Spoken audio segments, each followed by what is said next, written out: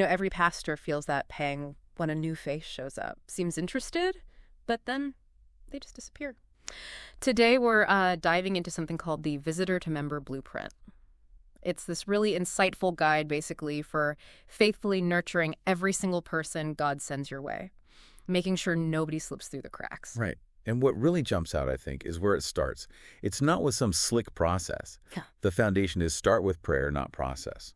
It actually encourages asking God, like, Lord, help us see visitors the way you do. And help us be faithful with the souls you send, not just the systems we build.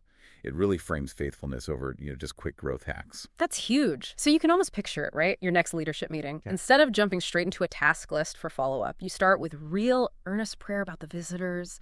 That simple shift ensures your systems actually serve people. Follow-up feels more like an open door, not just ticking a box. Exactly.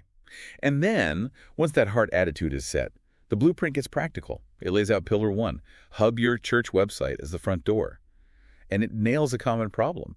Most church websites are designed for members, not guests. Oh, definitely. Yeah. For visitors land there, get confused, and they just bounce. They don't see a clear path to connect. They might not even show up in person because the website felt, unwelcoming or confusing. That makes sense. It's like the digital welcome mat isn't really out.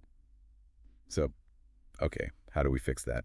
The blueprint talks about making the website a real front door, like having a clear plan your visit page. Yes, absolutely essential. Telling guests what to expect, as a traditional contemporary, what do people wear, listing service times, clearly directions, where to park. It even suggests like a photo of the pastor with a little personal welcome message. Just small things that lower anxiety. Exactly. And another really key piece, don't just rely on those paper cards in the pew anymore. The blueprint really pushes for a digital connection card right on the website. Super simple. Name, email, mobile phone. Okay. But here's a critical part. Include a field asking, is there anything we can pray for? That immediately signals genuine care, not just data collection. Right. It shifts from what can we get from you to how can we serve you. That's a powerful first impression. Totally. So when your website is actually built with the guest in mind like this, they feel expected. It just removes those little hesitations, makes it easier for them to actually walk through the physical door on Sunday. And this website piece, this is just one part of the blueprint, right? Oh, yeah. Just scratching the surface. It goes way deeper. It talks about automation, how to use simple tech for personal follow-up, so people don't feel like a number. But you're also not burying your team in admin. It's about scaling care. Okay. Automation. What else? Then there's traffic. Practical ways to actually get more new people finding your church and landing on that helpful website hub in the first place. Think local, think digital, but effective. Getting them to the front door. Exactly. And finally, it really digs into building trust. Moving people from just being guests to feeling like they truly belong, becoming engaged members of the family. It's that whole journey.